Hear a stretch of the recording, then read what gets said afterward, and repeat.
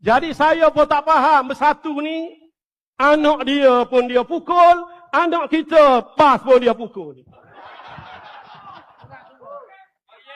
19 orang ahli parlimen, anak dia sendiri pun dia ambil tindakan, anak kita Menteri Besar Perlis pun dia buang.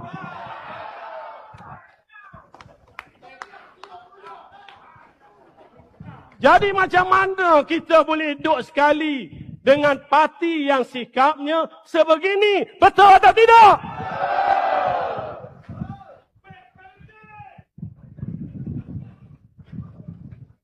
Kita nak bina suatu keluarga yang kuat, keluarga yang besar, penyatuan ummah.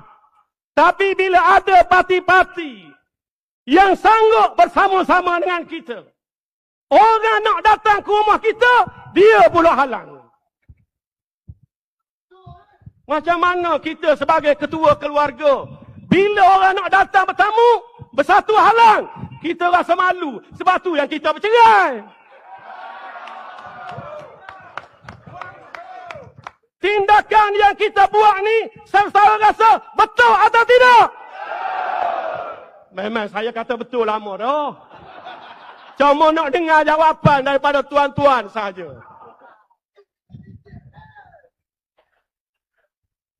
Wa ta'awanu 'alal birri wat taqwa wa la ta'awanu 'alal ismi wal 'udwan. Allah memerintah supaya kita bertolong-tolong dalam perkara albir, kebaikan, kebajikan, wat taqwa, ketakwaan. Kita mengadakan ta'awun siasi.